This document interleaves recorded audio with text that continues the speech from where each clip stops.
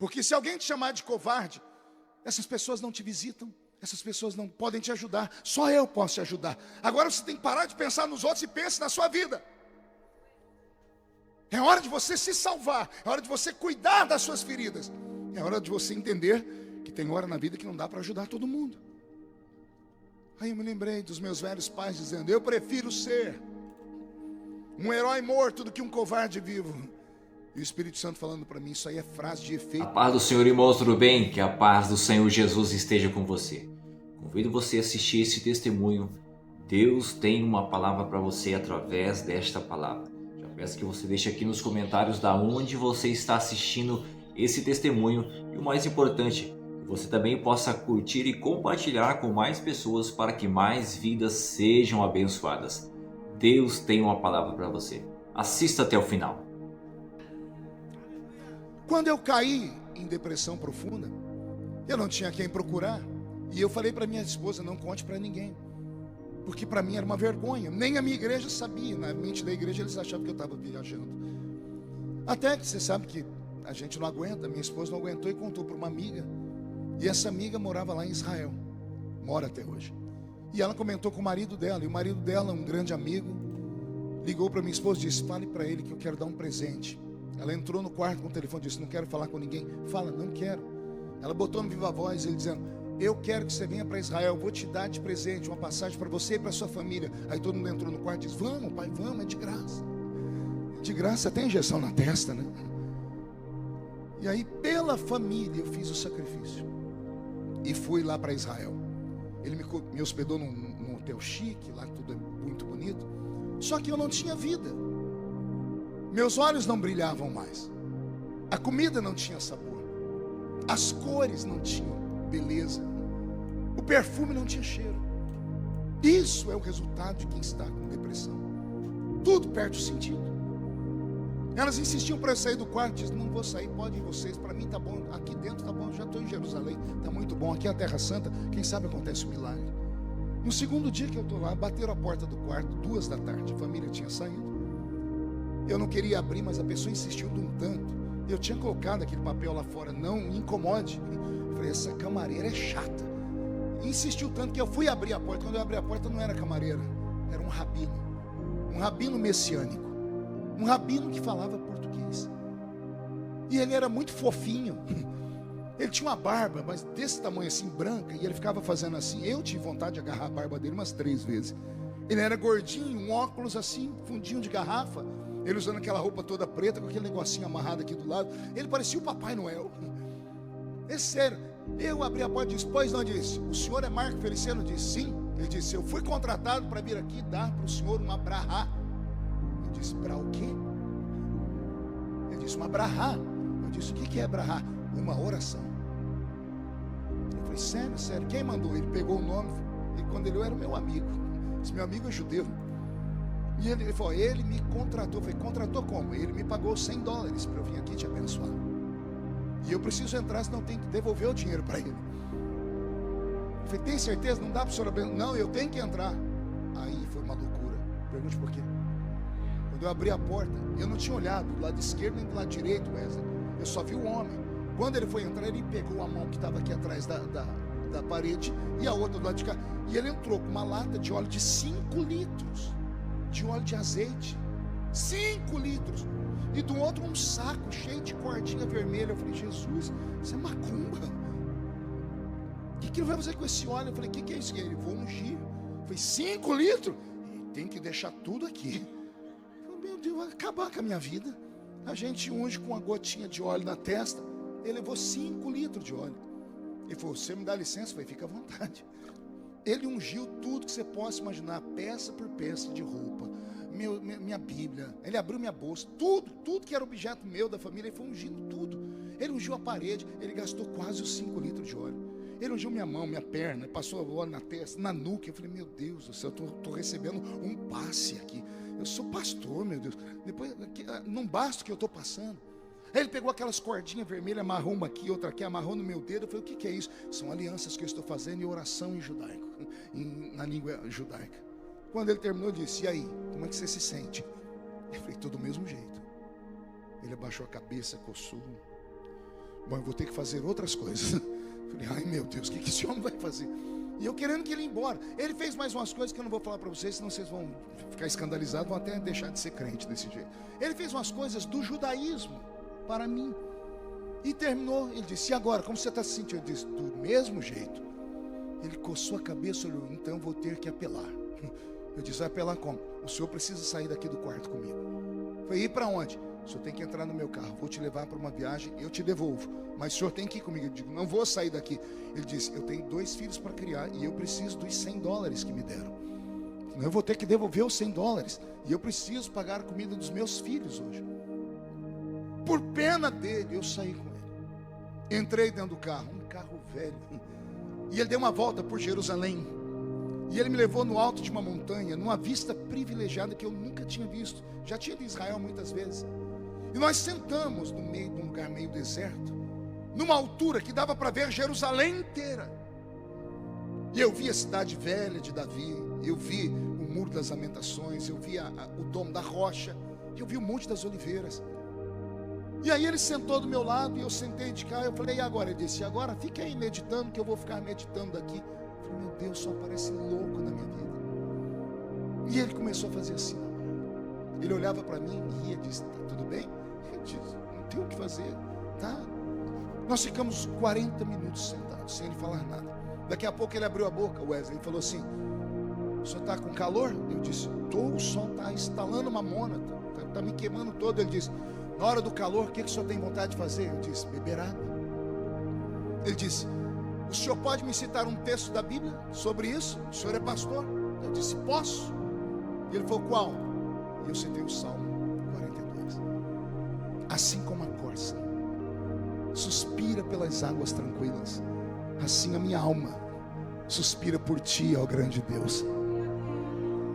Ele olhou para mim, sorriu, mexeu na barba e disse, o que Davi está falando? Eu disse, ele está dizendo que está com sede, está no deserto. A corça procurou água. Ele disse, eu estou igual uma corça procurando água para beber. E ele olhou para mim sorrindo e disse, se eu lhe provar que Davi não está com sede de água, mas que ele precisa de água para outra coisa, o que o senhor faz? Eu disse, eu vou achar interessante. Ele falou, então deixa eu lhe contar a história. E aí ele contou uma história que mudou a minha vida. Ele me falou de Davi. Só que ele falou de um Davi que eu não conhecia na Bíblia. Ele falou do Davi da história dos hebreus. De um Davi que sofria dentro de casa. De um Davi que tinha problema com a família. De um Davi desprezado pelo pai. Porque no dia em que Samuel foi ungir um dos filhos de Jessé como rei de Israel, o único que não estava em casa era Davi. E era o mais novo. E ele não estava em casa por quê? Porque ele era todo diferente. Diferente na altura, diferente no cabelo, diferente na cor dos olhos. Era um rapaz de gentil aspecto. Havia uma série de coisas que faziam Davi se sentir um peixe fora d'água dentro de casa. E ele me disse, o sonho de Davi era ser aceito pelo pai. Problema de paternidade. Eu disse, para Davi ser aceito pelo pai, ele colocou uma coisa no coração dele: preciso surpreender o meu pai. E de que forma que o menino judeu surpreendia o pai? Caçando, levando para o pai uma iguaria, uma caça exótica. Mas como é que ele pode surpreender o pai que é fazendeiro? Jessé, o belemita, era fazendeiro, e ele tinha todos os animais. Ele tinha vaca, tinha boi, tinha cabrito, tinha ovelha. Ele tinha todos os animais. Como é que você surpreende o seu pai se ele tem todas as carnes?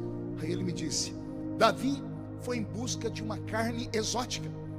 Ele saiu em busca de uma corça, ou um cervo, que é um quadrúpede, é um animal forte, a carne é tenra, é boa, só que é muito difícil de ser pega, porque a corça tem uma agilidade, uma força nas suas pernas, que ninguém consegue correr atrás dela, porque ela é muito violenta.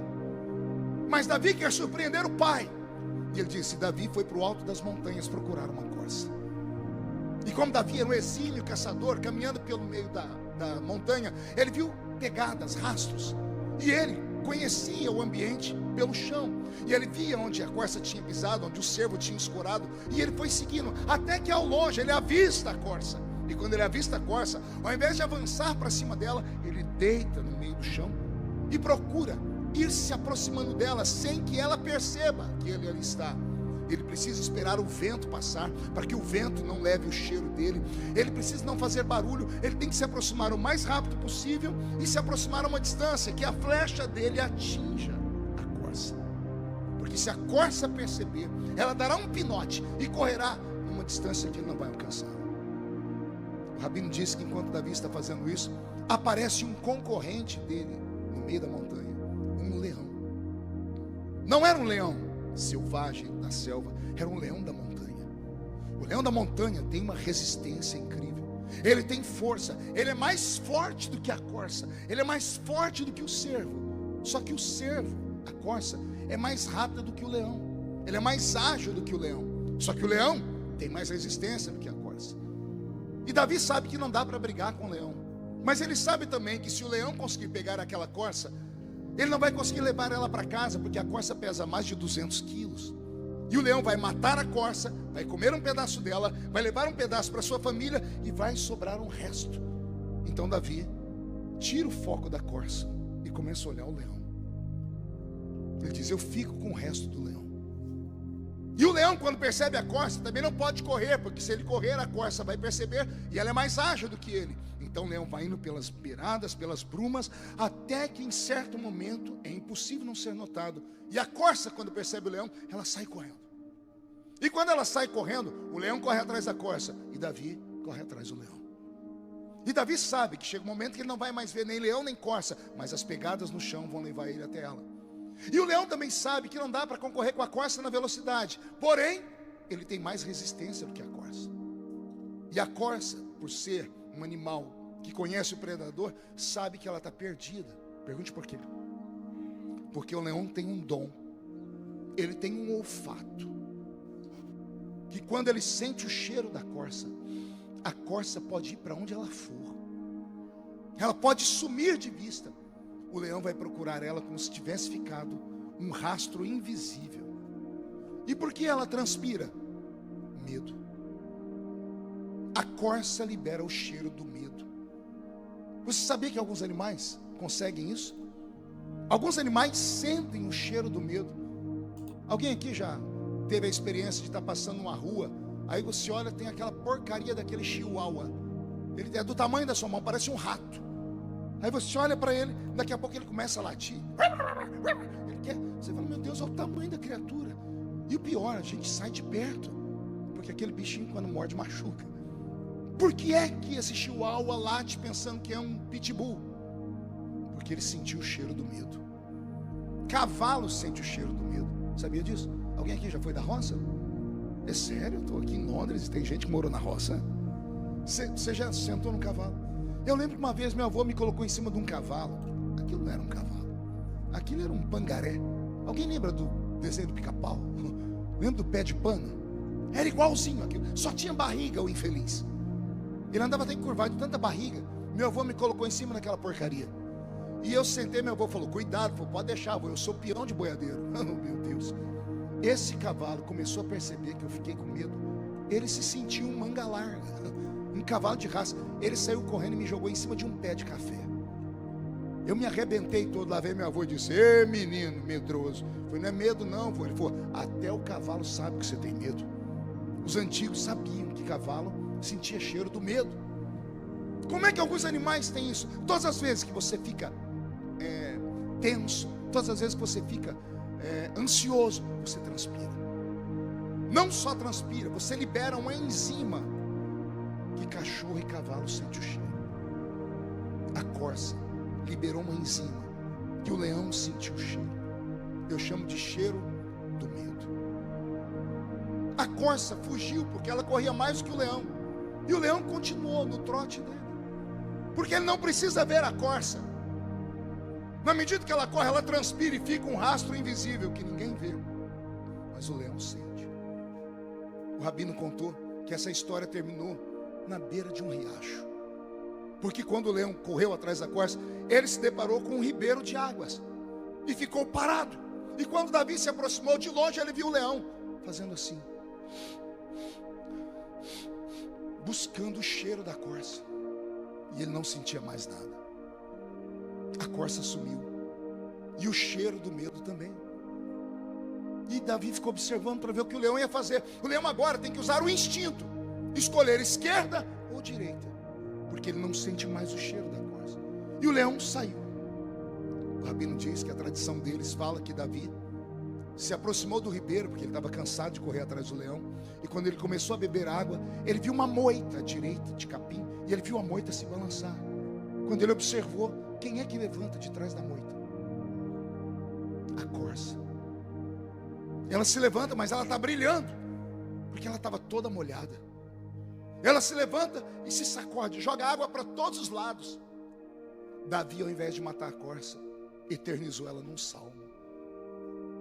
Ele entendeu o que a corça fez. A corça não fugiu do leão. A corça procurou um lugar para se esconder. E ela não se escondeu atrás da moita só, porque se ela tivesse corrido e ficado atrás da moita, o cheiro do medo levaria o leão até a moita. A corça saiu buscando águas. Não é porque ela queria beber água. Quando ela viu o ribeiro, ela entrou dentro do ribeiro. Ela mergulhou nas águas. Ela se afundou nas águas.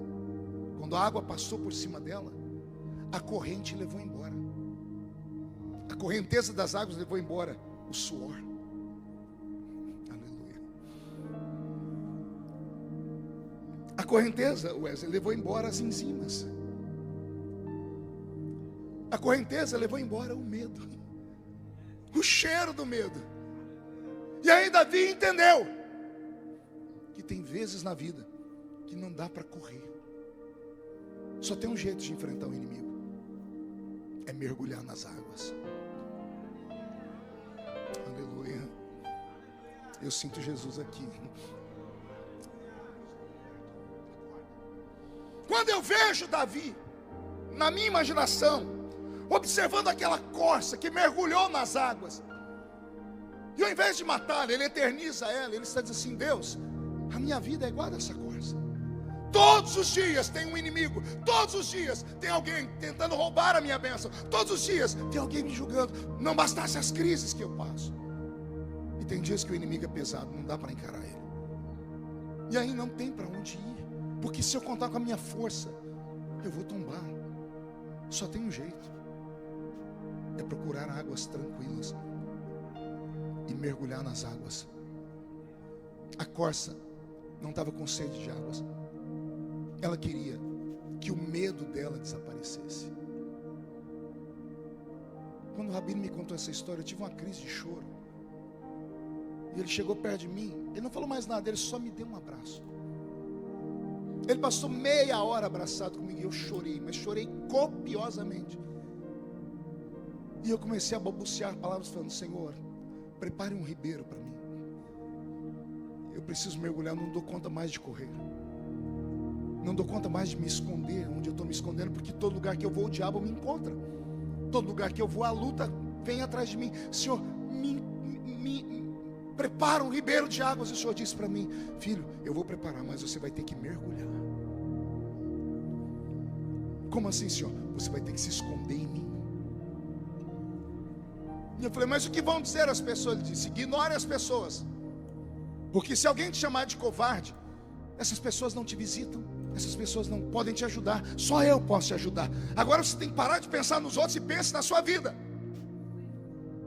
É hora de você se salvar, é hora de você cuidar das suas feridas, é hora de você entender que tem hora na vida que não dá para ajudar todo mundo. Aí eu me lembrei dos meus velhos pais dizendo: eu prefiro ser um herói morto do que um covarde vivo. E o Espírito Santo falando para mim: isso aí é frase de efeito de filme de faroeste. É melhor ser um covarde vivo do que um herói morto, porque você não é sozinho. A sua queda implica na queda da sua família inteira. Uma desgraça na sua vida implica na desgraça de todos aqueles que acreditam em você. Então não dá para ser herói toda hora. Tem horas que Deus tem que pintar a gente com uma tinta invisível e nos tornar invisível aos olhos do diabo. Que esta palavra possa ter falado em seu coração. Que o Senhor Jesus te abençoe e te guarde. Deus te abençoe.